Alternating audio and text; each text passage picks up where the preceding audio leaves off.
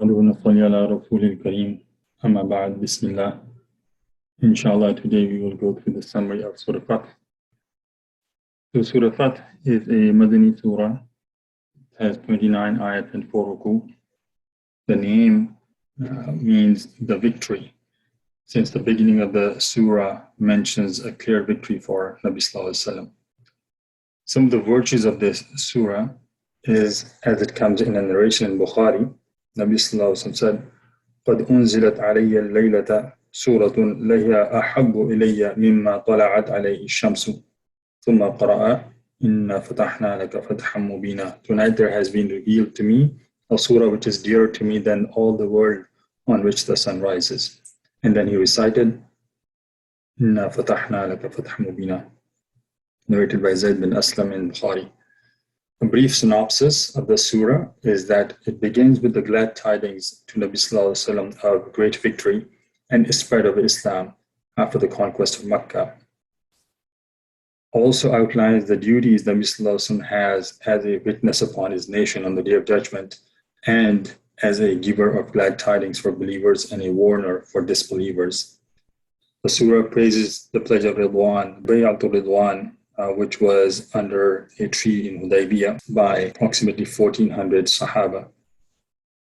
And the surah admonishes hypocrites of various tribes who did not join Nabi Sallallahu Alaihi Wasallam when they were going for Umrah towards Mecca. There is an exemption for the blind, the lame, and the sick from the obligation of jihad. And the surah mentions the fulfillment of Nabi Sallallahu Alaihi Wasallam's dream about entering Makkah safely and securely. And towards the end, it enumerates qualities of believers as being gentle among themselves and firm against disbelievers. So the promise of clear victory is given to Nabi Sallallahu Alaihi Wasallam.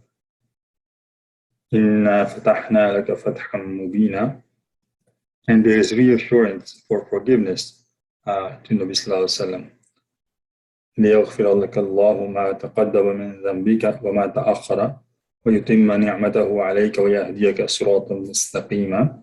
And we had discussed what does that mean, sinning here, which is acts done by various Anbiya due to mistaken ijtihad, but they are really not considered sins, rather they are a means of teaching for their nations.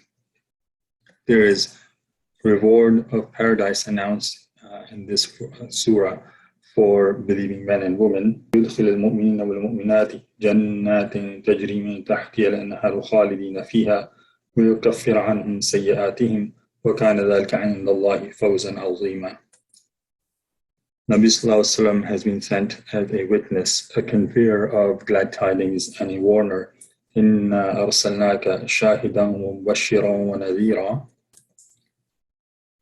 Then we learn that only Allah subhanahu wa ta'ala has the power to give benefit or cause harm. قُلْ فَمَنْ يَمْلِكُ لَكُم مِّنَ اللَّهِ شَيْئًا إِنْ أَرَادَ بِكُمْ ضَرًّا أَوْ أَرَادَ بِكُمْ نَفْعًا بَلْ كَانَ اللَّهُ بِمَا تَعْمَلُونَ خَبِيرًا.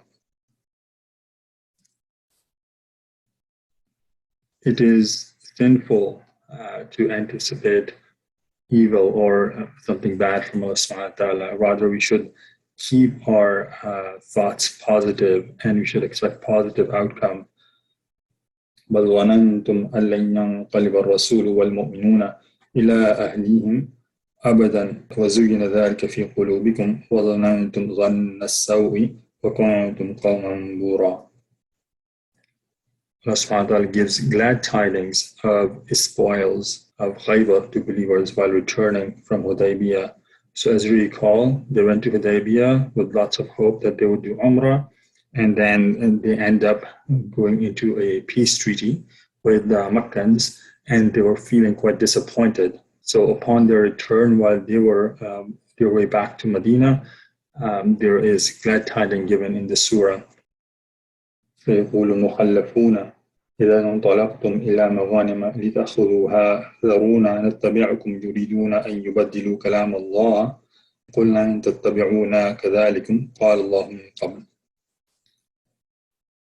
There is honor and reward for companions who made the pledge of Ridwan, the Baytul Ridwan, whoever participated in Bayatul Ridwan, there is a special status given to those companions.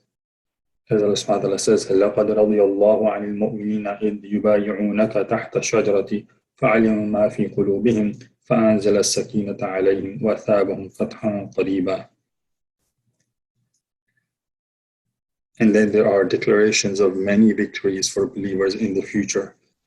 وأخرى لم تقدروا عليها قد أحاط الله بها وكان الله على كل شيء قديرا. Allah subhanahu wa ta'ala also tells us about his established practice, which is to help believers and make them victorious. سنة الله التي قد خلت من قبل ولن تجد لسنة الله تبديلا. We should also take caution not to harm fellow believers at all times. So when the conquest of Makkah happened, one of the reasons why Allah subhanahu wa ta'ala, as ulama explain, had that conquest without any fight was also to give protection to the Muslims who had not announced their Islam to Makkans and they were living among them. So if there would have been a fight, Muslim armies would have inadvertently killed those who had converted and had not announced at that point.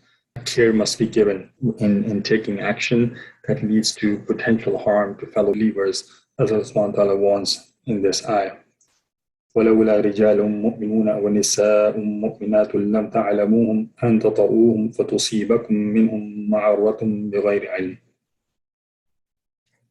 Also, arrogance is the trait that prevents one from accepting the truth. إذ جعل الذين كفروا في قلوبهم الحمية حمية الجاهلية. We learn that dreams of the prophets are true. لقد صدق الله رسوله الرؤيا بالحق.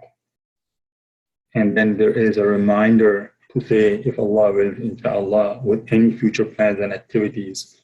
And even Allah subhanahu wa ta'ala, although He knows what will happen, He knows His intentions, but He uses the phrase inshallah in this verse to teach us this practice.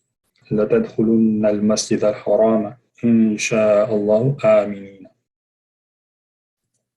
Subhanahu wa ta'ala declares that Islam is a true religion which will prevail over all others. هو الذي أرسل رسوله بالهدى ودين الحق ليظهره على الدين كله وكفى بالله شهيدا. There is a declaration of Nabi Sallallahu Alaihi Wasallam as a messenger of Allah, and there are only 4 places where Muhammad Sallallahu Alaihi Wasallam is named in the Quran. This is one of them in Surah Al-Fath. And scholars explain that because in Hudaybiyah the kuffar did not accept writing Muhammad Rasulullah as part of the Treaty of Hudaybiyah. So Allah subhanahu wa ta'ala sent down this revelation, which has made it in the Quran for end of time, that Muhammad sallallahu alaihi wasallam is written as Muhammad Rasulullah, and it will be recited forever. The qualities of believers are given in this verse. Believers are firm against disbelievers, however they remain compassionate among themselves. وَالَّذِينَ مَعَهُ أَشِدَّاءُ عَلَى الْكُفَّارِ رُحَمَاءُ بَيْنَهُم. We learn how there is a description of companions that existed in Torah and Bible. ذَلِكَ مَثَلُهُمْ فِي التَّوْرَاةِ وَمَثَلُهُمْ فِي الْإِنْجِيلِ. And finally, that hatred towards any companion is incompatible with our faith, since all companions are promised forgiveness and great rewards. يعجب الزراع ليغيظ بهم الكفار وعد الله الذين آمنوا وعملوا الصالحات منهم مغفرة وأجرا عظيما.